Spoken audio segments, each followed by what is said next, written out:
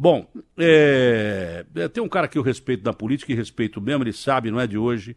O Ciro Gomes nasceu em Pindamonhangaba, no interior de São Paulo, tem 60 anos, viveu até os 5 anos na região do Vale da Paraíba. Pô, não sabia que o Ciro é de Pindamonhangaba. É uma terra do Alckmin, não é? De Pinda. Não sabia, o Ciro tem um sotaque nordestino pra caramba. Mudante então para o estado de origem da família, o Ceará. Formado em Direito pela Universidade Federal do Ceará, entrou na política em 82, já foi deputado federal, ministro da Integração Nacional, ministro da Fazenda no governo Itamar Franco, governador do Ceará, prefeito de Fortaleza, deputado estadual e um montão de outras coisas. E o Ciro tem uma coisa, não tem rabo. O Ciro é um cara limpo. Eu não ouço falar que o Ciro roubou, que o Ciro meteu a mão e tal. Isso aí já é uma grande coisa, mas Ciro, é um prazer falar com você. Eu não sei se você concorda comigo com esse negócio. Por exemplo, o Aécio estava para ser preso, estava quase na cadeia. A irmã estava presa, o assessor estava preso, até o cachorro estava preso. Aí veio o ministro Marco Aurélio, ele ia para a cadeia. Aí veio o ministro Marco Aurélio e falou assim, olha, o mandato deve ser respeitado. Então ele tem que não só não prender o cabra, como devolver o cabra ao Senado. Você entendeu? Não só não prendeu o Aécio, como devolveu o Aécio ao Senado. O ministro falou, eu acho que o mandato deve ser respeitado. Deve sim, senhor ministro, principalmente para quem tem o mandato outorgado pelo povo, esse cara que deve respeitar o mandato. E havia um monte de evidências que vão ficando pelo meio do caminho contra o Aécio Neves. O cara escapa de uma prisão e volta direto para o Senado. Tem coisas do Brasil que até Deus duvida. Ciro, bom dia, é um prazer falar com o senhor. Bom dia, Datena, um prazer muito grande. Me permita, abraçando você, abraçar toda a gente querida de São Paulo e aonde chega o seu programa pela Bandeirantes. O Ciro, você foi citado numa entrevista do Lula aqui, dizendo que ele realmente vai resistir, ele não vai fugir do país e daí por diante. Não é? Ele disse o seguinte, eu não ando vendo que o Ciro está falando porque ele anda falando demais. O Ciro ou vai para a direita ou não pode brigar com o PT. Eu fico fascinado de ver como uma pessoa inteligente como o Ciro fala tão mal do PT. Não consigo entender. E qual é a sua opinião sobre as declarações do... Bom, essa é a pergunta que me mandaram fazer. Essa aqui é a entrevista da Mônica Bergamo, Garrafa? É essa daí, a entrevista da Mônica Bergamo? Ou é outra entrevista? Não, a entrevista que foi dada à Mônica Bergamo, excelente jornalista do grande jornal A Folha de São Paulo. O presidente Lula falou para a Mônica Bergamo e foi uma entrevista longa que eu não li ainda, por isso que eu estou lendo a pauta aqui. Não gosto de ficar seguindo muito a pauta, mas eu estou lendo porque eu não vi a entrevista do Lula. O que você tem a dizer para o Lula, o Ciro?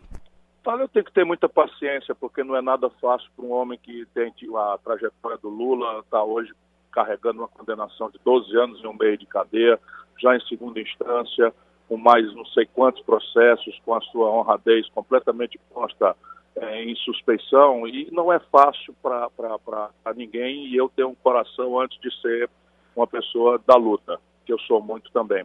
Então eu prefiro não comentar, mas o que é importante e grave aí é que o Lula parece não estar percebendo corretamente o que está acontecendo no país. A conclusão do raciocínio dele é de que ou a gente é subordinado ao PT ou é subordinado ao PSDB. Ou seja, velha história de repartir o Brasil entre coxinhas e mortadelas, caracterizar esse enfrentamento por mildices, ódios, paixões, enquanto o país está sofrendo todo tipo de grave constrangimento no emprego, no salário, na violência, na deseducação, na saúde pública, que é o que de fato nós deveríamos estar debatendo. O Lula diz que não vai fugir e nem se matar. Eu espero que ele não faça nenhuma coisa nem outra mesmo, porque não é o caso, né? As pessoas têm que enfrentar a vida como ela é. Mas ele continua insistindo, mais ou menos isso que o senhor falou. Pela direita, ninguém será presidente sem apoio dos tucanos. Pela esquerda, ninguém será presidente sem o apoio do PT. Bom, eu vou perguntar para o senhor, mas eu não concordo muito com ele não, porque o PT está tão desgastado quanto ele. Aliás, os dois se confundem. Eu acho que o Lula está até melhor um pouco do que o PT. O PT, e isso não é falar mal, eles se sentem melindrados, porque eu costumo ser franco, eu cultivo a obrigação de falar o que eu penso, de repartir as minhas convicções com as pessoas que me perguntam, como repórteres e jornalistas como você. Então, repare, vamos olhar o último dado, a eleição municipal que aconteceu nos principais municípios do país, o PT foi varrido. Em São Paulo tinha um prefeito bastante respeitável, ficou fora do segundo turno, não chegou nem a 15% dos votos. Perdeu as eleições no Brasil inteiro, foi ganhar no Rio Branco, no Acre. Todas as grandes cidades também do interior, Campinas, em São Paulo, Ribeirão Preto, ele perdeu e foi uma repulsa generalizada, até, vamos dizer, imerecida, porque ninguém é de todo mal, nem o justo deve pagar pelo pecador. Mas o presidente Lula não está percebendo isso. E ele, que tem uma popularidade ainda, saiu do governo com 83% e frequenta hoje a preferência de 35%. Tudo bem, se ele acha que é assim, mas o Brasil não é isso. Nós precisamos construir um projeto que saia desse extremismo de esquerda e direita e caminhe o país com uma grande aliança de centro-esquerda para que a gente possa proteger os interesses dos pobres em associação com o mundo que produz e trabalha no Brasil. Hoje o cenário, Ciro, você que é um estudioso de política acima de tudo e que na prática, obviamente, aprendeu muito, aliás, eu prefiro a prática do que teoria. Hoje a situação do país estaria voltada mais à direita, com atitudes de exceção, como, por exemplo, botar exército na rua para garantir segurança pública, com o exército fazendo poder de polícia. Hoje, pelo quadro que nós temos, principalmente pela falta de segurança, além de emprego, coisas que a questão social parece que fica num segundo plano, e uma coisa depende da outra. Eu estou há tanto tempo apresentando o programa de polícia, mas tenho noção e certeza absoluta que esse caldo de cultura criado aí da violência, ele vem do problema social. Nós temos aqui uma diferença abissal de renda no país, pouca gente com muita grana, a maioria sem nada. Mas hoje, pelo quadro da insegurança, pelo quadro da falta de empregos, que passa a ficar no segundo plano, infelizmente, porque o cara tem medo de sair na rua e levar um tiro na cara, a situação estaria mais voltada à direita e, claro, pelo desgaste, principalmente do PT, que comandou a esquerda com o Lula como presidente, depois a Dilma na sequência, não é? A esquerda estaria desgastada e o quadro seria mais favorável à direita, Ciro? Veja, em determinados assuntos, a falha ou o fracasso ou a falta de intensidade no olhar do problema da população fez com que o assunto que é de todo o espectro político e ideológico virasse um tema da direita, o que é um erro. Eu fui governador do Ceará, nunca fui da direita, e no meu governo eu tinha uma mão muito dura para o banditismo, para a violência, enfim, nós nunca alisamos bandido. E isso é um pedido de direita, de esquerda, não interessa. O direito à paz, o direito de ir e vir, a incolumidade pessoal, patrimonial, isso é uma obrigação que o Estado deve prover para o conjunto da sociedade e das famílias. Não aconteceu isso, nasceram fenômenos novíssimos, muito complexos, como os bilhões de reais que circulam no narcotráfico e essas facções criminosas extremamente audaciosas, que estão já se organizando para lavar dinheiro em postos de gasolina, em vans, até se intrometendo em igrejas para mexer com dinheiro em espécie, e não inovou-se nada no Brasil, nem sob o ponto de vista das leis, das normas, e nem se inovou no orçamento e na forma com que institucionalmente o governo trata o assunto.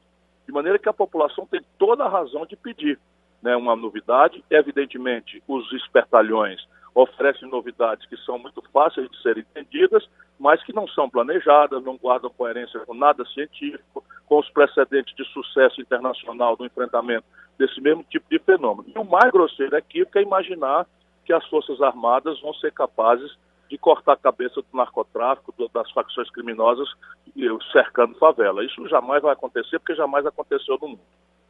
Mas é claro que polícia tem que fazer papel de polícia, é claro. Isso. Mas no caso de você ter uma polícia deteriorada, quando o Torquato falou que a polícia do Rio estava corrompida, que a cadeia de comando estava corrompida, quase que mataram o Torquato. E, de repente, aconteceu uma intervenção militar no Rio de Janeiro, muito por causa dessas afirmações, de algumas condições que se chegou a analisar. Eu levei um susto quando eu estava entrevistando o Temer semana passada, o presidente Temer, lá no Palácio da Alvorada, em Brasília. Eu nem perguntei, ele acabou falando, porque nós pensamos em tirar o pezão. Quase tiraram o governador do estado. A intervenção seria geral e restrita. Mas no caso de você assumir a presidência da República Federativa do Brasil, o fato de você ter uma polícia que não estivesse funcionando como não estava lá no Rio de Janeiro e que com probabilidade de corrupção e tal, o fato de você ser um cara de formação de esquerda, você chegaria a tomar essa atitude de colocar o Exército para combater o crime ou não? Não. O Exército pode, as Forças Armadas podem, está escrito na Constituição brasileira, apoiarem o esforço de restauração da lei e da ordem. Agora, vamos entender juntos. Você que é um expert, mas estamos falando para o seu ouvinte que está aí curioso e querendo saber realmente o que é que pode ser feito no Brasil. Nós precisamos fazer criar um sistema nacional de segurança envolvendo desde uma regulamentação diferente das guardas municipais, que passariam a integrar também um sistema de inteligência, de informação, até uma cabeça e em discussão inovações, são muito polêmicas. Por exemplo, só o Brasil tem 2 polícias. Uma polícia enfrenta o teatro do crime, que é a polícia militar, mas não tem nenhum poder de investigação. E aí a gente inventa uns trambiques que pega o policial militar, vai, prende o bandido e leva para uma audiência de custódia. Chega lá, ele não é formado para investigação, ele não é treinado para formação de culpa, como as leis complicadas do país exigem. Um defeitozinho informal, o juiz bota o bandido na cadeia, bota o bandido na rua, e o policial fica absolutamente angustiado. Em paralelo a isso, o mundo inteiro está experimentando o suborno. Não é só de policiais, é de políticos, é de juízes, é de promotores, é de ministros. E isso a gente tem que ter clareza que não se enfrenta com aparato, isso se enfrenta com inteligência, com informação, e esse será o meu grande passo adiante no sistema de segurança no Brasil. Eu vou montar um sofisticado sistema de inteligência e contra-inteligência. A Polícia Federal será encarregada e mandaremos a lei para que seja federalizado algum conjunto de crimes. Um deles, evidentemente, será a corrupção de autoridades públicas. É claro que você não combate crime organizado sem inteligência. Você não tem como você combater crime organizado sem inteligência. O crime organizado, pra você ter uma ideia, chegou a tal ponto no Brasil que o PCC é a maior organização criminosa do mundo hoje, a que mais cresce no mundo. O que para nós é uma vergonha, mas é. Ela que nasceu aqui em São Paulo, domina boa parte do país, hoje é. O Brasil é o 2º maior consumidor de cocaína do mundo, além do que manda para fora. É o 1º maior consumidor em crack. Como é que você pode ter uma situação segura no país? O que eu estou querendo dizer que o crime no atacado ele arrebenta com o crime no varejo. Nós temos essa situação de insegurança pública do país exatamente porque o crime organizado cresceu muito. Então, o ladrão de galinha que está matando para roubar celular, ele faz parte também dessa cadeia toda, porque ele vai trocar por droga ou coisa parecida. Então você tem que combater, primeiro, lavagem de dinheiro. Esse é o ponto principal, lavagem de dinheiro. E continuam dizendo que não há como controlar as fronteiras brasileiras. Ora, pois, o Brasil não produz porcaria nenhuma de droga. A droga vem dos países limítrofes, tá? Vem dos países que fazem fronteira com o Brasil. Armas que entram junto com a droga vêm de fora para cá. Como é que você vai botar a polícia combater? Sabe por quê? Não é que a polícia tenha que ter bazuca. O bandido é que não pode ter fuzil. Isso. Se você não resolver o problema das nossas fronteiras, dizer que tem 17 mil quilômetros, que vai daqui ao Japão e que não tem como você resolver, ora pois, eu não sei se o senhor pensa dessa forma, seria muito mais inteligente a gente usar as nossas Forças Armadas, que o então ministro da Defesa e hoje ministro do Ministério de Segurança Pública, não adianta nada criar Ministério de Segurança Pública se você não falar uma coisa que o Ciro colocou aí. Você combate crime com lei em primeiro lugar. Lei pesada quando o crime é pesado, lei e pena. Que não tem nem lei e o bandido não tem nem medo de pena desse país aqui. É assim que você combate o crime organizado. Lei. Não adianta você botar canhão, tanque de guerra na rua, que você não vai combater. Com polícias que têm que ser, obviamente, reconstituídas, está tudo sucateado, houve muito roubo nesse país, também na segurança pública. Não é só na segurança pública, saúde está caindo aos pedaços, a educação está caindo aos pedaços, a segurança pública também. Então como é que você quer combater crime organizado, que não tem problema de verba, vai lá e pega a grana desse tráfico internacional violento e utiliza isso para comprar armas, não é? Com uma polícia que está sucateada, com gente mal paga, que fica muito mais propícia ao que o Ciro disse aí, que é suborno. Não adianta, isso é tudo perfumaria, botar exército na rua, fazer Ministério de Segurança, sem esses fatores que eu acabei dizendo aqui, você não vai chegar a lugar nenhum e o crime vai continuar crescendo e daqui a pouco corre o risco de desmoralizar o uso das Forças Armadas. E por isso que precisa criar uma Guarda Nacional como a dos Estados Unidos. Não adianta a Guarda Nacional com 500 homens destreinados. Você tem que ter uma Força Nacional para não ficar chamando militar toda hora. Toda hora chama o meu irmão, não dá. Então, eu acho que o senhor fez uma análise legal disso tudo, viu, Ciro? Não adianta você ficar jogando para a torcida, porque o país só vai continuar perdendo a guerra contra o crime, porque chamar as Forças Armadas do Rio é um claro, mas um claro sinal de que nós estamos perdendo a guerra para o crime organizado. Essa guerra, da forma tradicional, como está sendo feita, com a mesma legislação, parte dela da década dos anos 50, é de fato completamente irresponsável.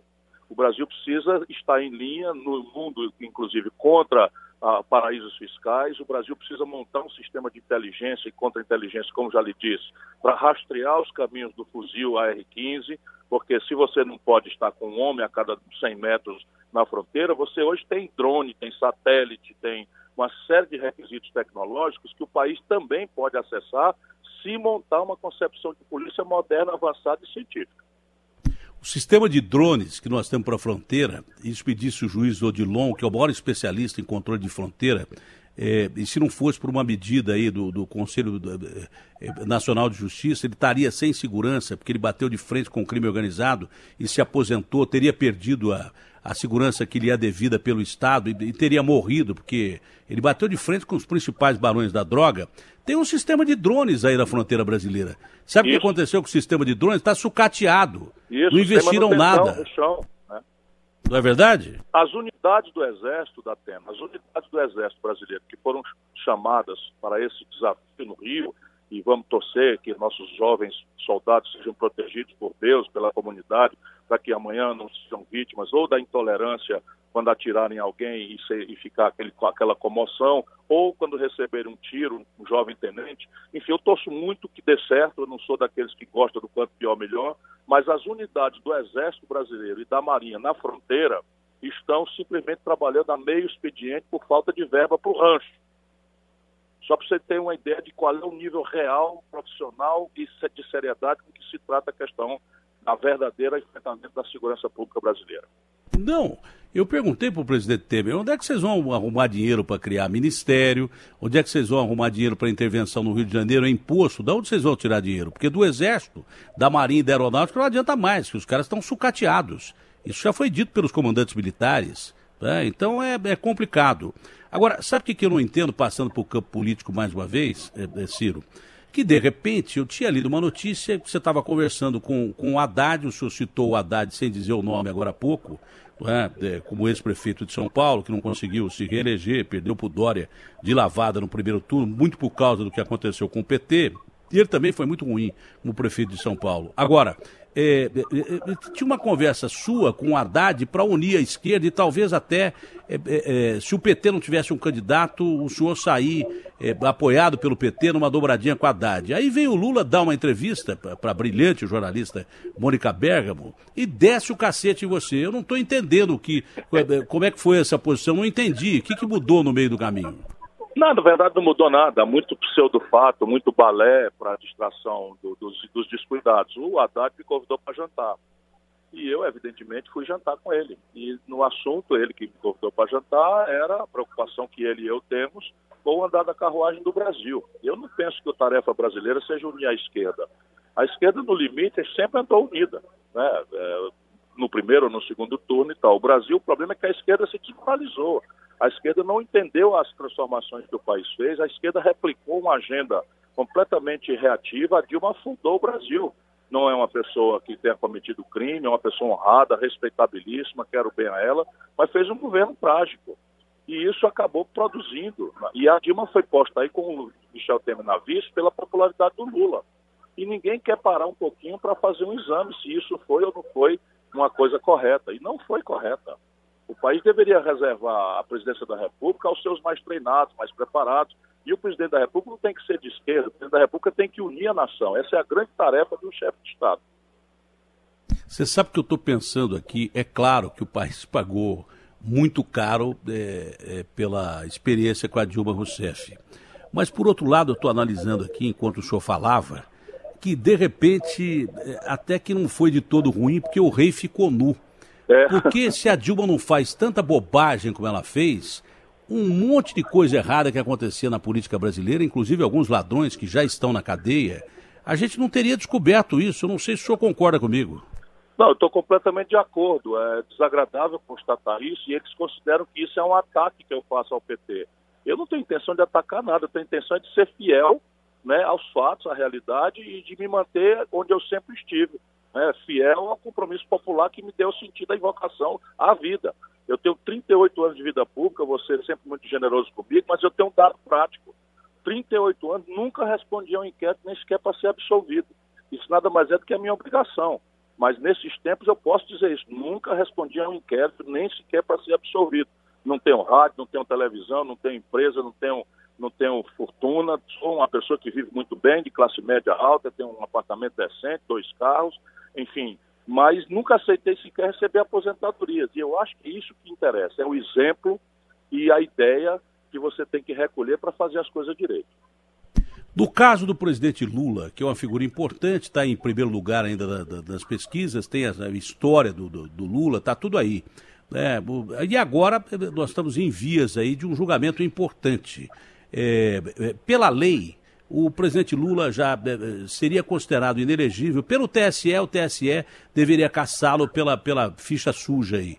Agora o que se discute é se o Lula vai para a cadeia ou não. Pela lei atual ele teria que ir, ou então teria que soltar todo mundo que em segunda instância foi para a cadeia depois de decisão de 2016 do próprio Tribunal Magno do país. O senhor acha que existe a probabilidade do Lula ser preso e qual a chance dele ser candidato depois desse desgaste todo que aconteceu com ele mesmo?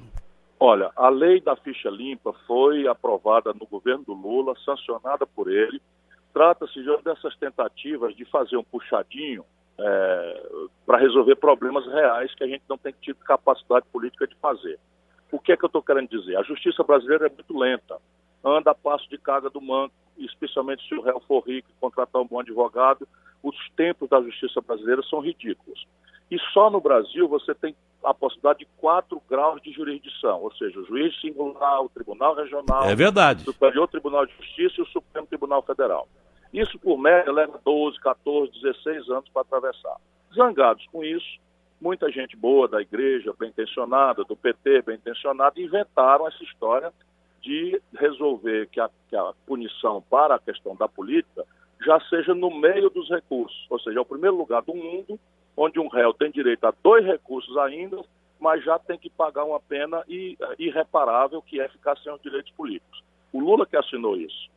Eu cansei de escrever na época dizendo que nós tínhamos que resolver era a lentidão da justiça, mudar a lei processual, acabar com esse grau de 4 graus de jurisdição, deixar só em 2 como o mundo inteiro faz. Não, a gente evita porque os advogados ganham dinheiro com isso, eu sou advogado, estou falando mal de ninguém. Né? Os juízes gostam do poder de fazer isso, o Ministério Público adora, enfim. Então agora nós temos a seguinte situação, nenhum brasileiro condenado na lei da ficha limpa teve direito a se candidatar nem a vereador, nem a estadual, nem a federal, nem a senador, nem a governador, nem a prefeito no Brasil, nenhum. Portanto, eu vejo como é mais ou menos inevitável que o tribunal, em linha com 100% dos seus julgados, não permita que o Lula seja candidato. Isso é o dado com que eu trabalho há muito tempo, já conversei com ele sobre isso, não comemoro isso, não gosto disso, mas, por exemplo, a tal unidade da esquerda, assinaram um manifesto do dia dizendo que eleição sem Lula é fraude. Eu não assinei. Por quê? Porque existe um país para a gente alimentar, existem milhões de jovens para a gente educar, existem mães de família precisando que mude a saúde pública, e o país não pode ficar refém, por melhor que a pessoa seja, de quem quer que seja. Então a eleição tem que ser a grande saída para o Brasil resolver seus problemas. Um deles é ter um grande líder popular como o Lula, condenado a 12 anos e 1 mês de cadeia e impedido de participar do processo eleitoral por uma lei que ele próprio fez. O senhor falou muito bem, o senhor colocou muito bem. Só o Brasil que tem 4 instâncias e agora passou para a segunda em 2016. Em país de primeiro mundo, onde se respeita a lei, se respeita mesmo, onde a cana para quem comete crime, que é um princípio básico do direito, um deles é a aplicação da pena pressupõe a recuperação do réu. Só que no Brasil foi para o espaço, porque quem manda em cadeia são os bandidos. 80% da população carcerária do Brasil estão armados. Então, daí você percebe. Então, esse princípio básico do direito nós já jogamos na lata do lixo, porque a cadeia no Brasil, ela não recupera ninguém e serve de campo de treinamento para o crime organizado botar seus soldados na rua. Os caras comandam o crime lá de dentro. Então, esse princípio do direito foi jogado no lixo. Agora querem acabar com o segundo princípio básico do direito, que é a aplicação da pena pressupõe a recuperação do réu. Em países de primeiro mundo, o que acontece? O cara vai pra cana em primeira instância. Dependendo da situação, o cara é julgado e sai pra cana. Agora mesmo, o tal de Marinho, que estava lá nos Estados Unidos, ex-presidente da CBF, ex-governador, ex-político, o cara, e com a idade que tem, porque os canalhas também envelhecem, o cara saiu do tribunal e foi direto para uma cana lascada e está tendo que limpar a cela dele. Então, enquanto o Brasil não resolver problema de lei para bandido, em qualquer nível, em qualquer instância, em qualquer situação, não é bandido só de crime organizado, não. Porque, de repente, a gente está falando de uma política que é muito parecido com o crime organizado. E eu não sei qual que é mais letal para o Brasil, o Marcola ou o político ladrão. Eu não sei, sinceramente eu não sei. É pior, você não acha, Ciro? O ladrão é pior porque ele rouba e também serve de mau exemplo. E esse mau exemplo é um câncer que hoje faz com que ninguém acredite mais em ser decente. Eu sei que quando eu lhe falo aqui que estou há 38 anos, eu digo que tenho que ter 38 anos sem inquérito, mas quem está me ouvindo está duvidando, porque tem razão de duvidar. Eu até concordo com isso, que eu cheguei a ser pré-candidato à prefeitura aqui de São Paulo, e tal, até com índice bom e tal. E aí o Maluf disse que queria uma convenção comigo. Quero uma convenção porque o Datena não tem experiência que eu tenho. Eu falei, eu não tenho mesmo a experiência que ele tem, eu não tenho nem quero ter. Estou longe de ter, porque senão eu estava na cadeia. Eu falei assim, olha, eu vou largar esse negócio de política, porque a partir do momento que o Maluf queria uma convenção comigo, eu vou largar disso aí, que eu prefiro fazer uma convenção com o Marcola. Mais ou menos isso aí que você está dizendo, Ciro. É claro. Mas sabe qual é o grande problema do Brasil? É saber o que o próximo presidente da República vai pensar. Porque a gente ouve falar, eu apresento programa policial há 18 anos, e quando eu falava que ia acontecer metade disso que já está acontecendo, quando eu dizia que a política estava se corrompendo, quando eu dizia que ia ter crime organizado, porque não tinha PCC, não tinha nada. Quando eu dizia isso, os caras me chamavam de sensacionalista. Hoje eu seria o cara que menos sensacionalista poderia ser, porque eu falava coisas que hoje nem eu imaginava. E agora que eu estou deixando o programa policial e tal, estou deixando porque também não aguento mais, mas eu fico imaginando como tem gente morta todo dia na rua e crimes horrendos, bárbaros, não é? Porque a ocasião faz o psicopata, o bandido, crimes horríveis, né? Crimes de todo tipo e crime organizado também. Eu fico pensando, esses crimes encobrem uma situação social terrível. Nós temos milhões de desempregados. A população de desempregados do Brasil, ela é proporcional à Bélgica, onde tem Bruxelas, que é a capital da Comunidade Europeia. São 12 milhões de almas sem emprego, 16 milhões vivendo abaixo da linha da miséria. O cara é dono da roupa do corpo e olhe lá, 16 milhões de analfabetos. O Brasil, ele não é só a crise da segurança pública, que quando eu falava, os caras metiam o pau em mim. Agora, essa crise da segurança pública encobre um país muito pior, que poderia ser muito melhor, que ainda é a 8ª economia do mundo. Então, perguntando ao senhor, como candidato a presidente da República, como é que você resolve o problema do Brasil, que não é só o Rio de Janeiro e nem o pau que está acontecendo lá nas comunidades do Rio de Janeiro? É muito maior do que isso, né, Ciro? Sim, Datena. O Brasil precisa recelebrar a ideia de projeto nacional de desenvolvimento. Se você olhar para a gente sair de culpa de A, de B, desde 1980 até hoje, o Brasil está crescendo ridículo 2% ao ano na média. Aí cai 10%, cresce 3% e tal, na média dá 2%. A população cresce 1,7% ao ano. Ou seja, nós estamos praticamente parados desde os anos 80, porque se a riqueza cresce 2% e a população cresce quase 2%, a riqueza por cabeça fica difícil de ser distribuída.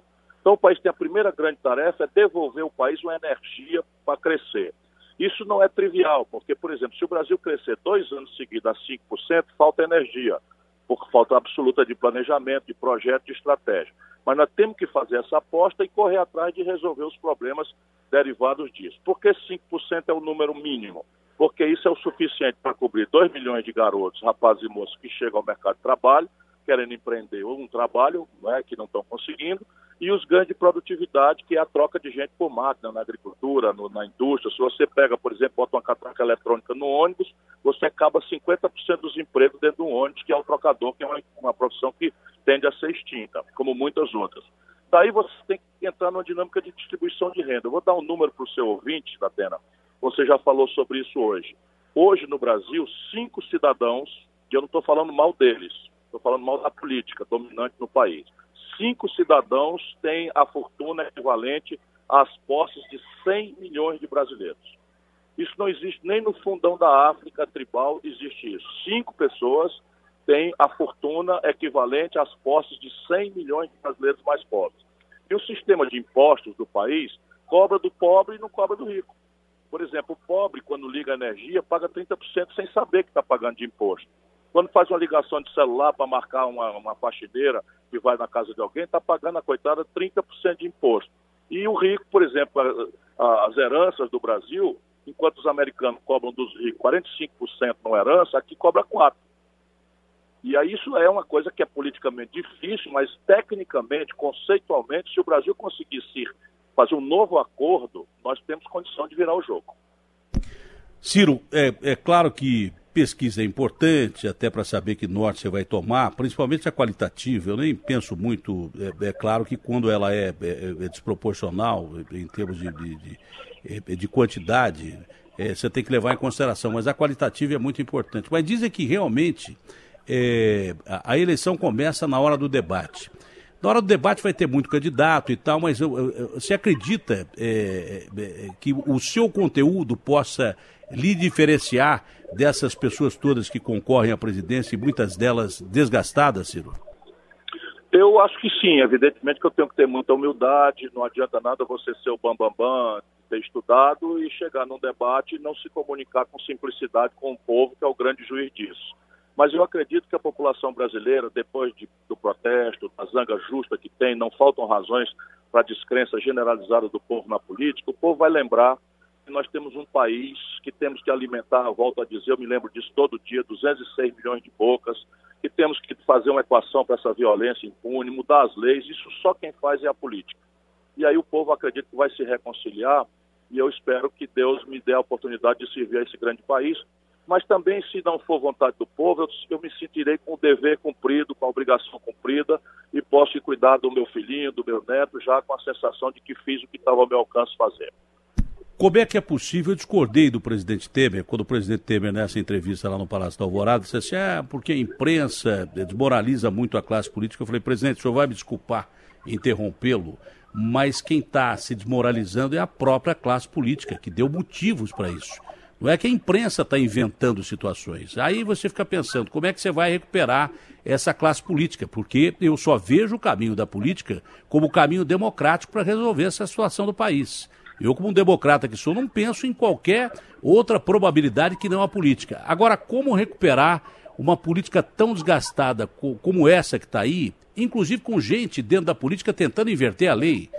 Você disse, essas leis vieram dentro do governo do Lula.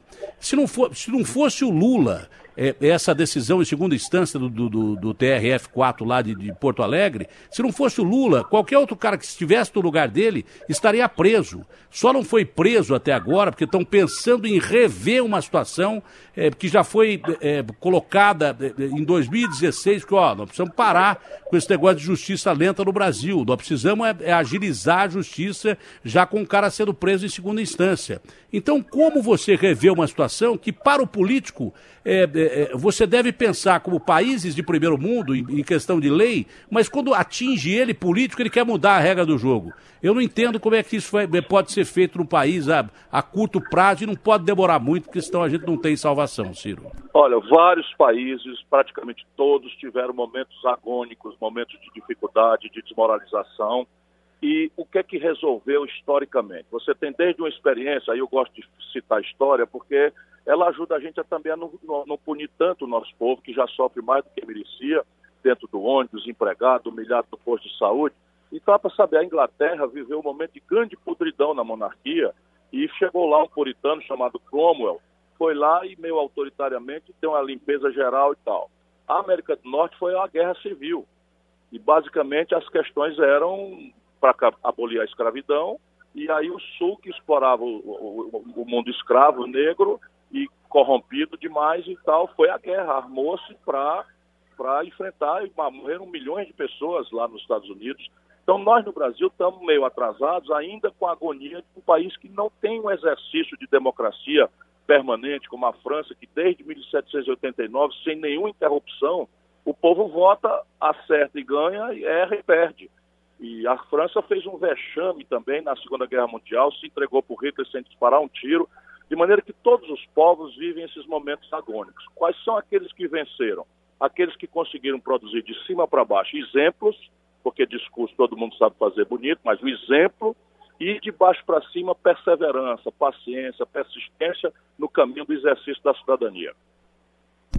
Lembrando que da Revolução Francesa, que o senhor citou aí, aqueles que cortaram a cabeça, Robespierre, Danton, tiveram a cabeça cortada também. Então, foi um então momento os caras, terrível. Foi um momento lamentável. E a questão da França, aquele governo do Pétain foi simplesmente lamentável, né? Foi uma situação lamentável que a história francesa não merecia. Ciro, foi um prazer conversar contigo. Eu espero que você seja bem sucedido aí com a sua carreira política, porque você é um dos caras respeitáveis que sobraram aí da política nacional. Essa entrevista foi transmitida para o mundo inteiro pelo site UOL, também pelo site da Band e pela Band News TV, a quem eu agradeço a participação. E foi um prazer, foi sempre bom conversar com você, viu, Ciro? Muito obrigado, Datena. Deixa eu dizer aos seus ouvintes aí, para além de lhe agradecer essa oportunidade e a gentileza com que você sempre estimula esse velho lutador, e o Datena agora, falando direto aos seus ouvintes, vai mudar de palanque. Vai ser agora aquilo que ele já se preparou a vida inteira para ser, um comunicador de todos os assuntos, não só do nosso drama da violência. Muita sorte, muito sucesso, enfim, sucesso e muita merda, né? Que é como se deseja aos grandes artistas, não é? Para você nessa nova etapa. Explicar para as pessoas aí que esse negócio de desejar merda ao artista vem do velho Inglaterra, porque quando uma peça ia estrear, se tivesse muita merda na porta do teatro, é porque a peça era de teatro. Era Teatro boa, Globe, isso, do exatamente, Shakespeare. do Shakespeare. Então, toda a sorte do mundo, sucesso, e eu sou seu admirador também de longa data. É recíproco e muito obrigado pela chamada para o Agora é com o Datena, no programa de domingo. Tchau, Ciro. Obrigado, um abraço. Abraço grande. Agostinho Teixeira, você gostou, Agostinho Teixeira? Gostei muito, Datena, gostei muito. O Ciro é uma figura bem interessante mesmo. Acho que ele é transparente, cara, é honesto, é um cara verdade. transparente. Agora, existem pessoas que nem aparecem, é por isso que eu gosto da sua inteligência, viu? Que de repente, num debate, o cara pode começar a perceber, falou, opa, ninguém estava falando desse cara aí, não é não? É verdade. Ainda mais se o Lula começar a levantar a bola para ele, metendo o pau nele. Não, é exatamente isso. Quer dizer, o Ciro Gomes, apesar de aparecer nas pesquisas com um percentual muito pequeno, e é o que você falou também, né? Vale mais a pesquisa qualitativa do que a quantitativa. Essa, ainda estamos no princípio, ainda tem muita coisa para acontecer. Mas o Ciro Gomes, independente de qualquer coisa, ele é uma pessoa que acrescenta no debate. Eu acho que ele tem opiniões fortes para serem contestadas ou para serem aplaudidas, não interessa, ele não foge de pergunta, a discussão sobre a segurança pública, a ponderação que ele faz sobre o uso, na opinião dele, inadequado, exagerado do Exército, é algo para a gente refletir, e vai ser interessante observar o posicionamento dele. Ele chegou a falar algo bem interessante também sobre uma coligação de esquerda e centro para tentar se reposicionar. Foi novidade. É novidade mesmo, interessante isso. Criticou a esquerda, ele se posiciona como um candidato de esquerda, e ele criticou duramente. Cara, mas eu não estou entendendo até agora como é que o Haddad vai conversar com o Ciro, vai jantar com o Ciro. Eu não sei se o resultado da conversa foi esse, o Lula aparece descendo o cacete no Ciro, eu não entendo.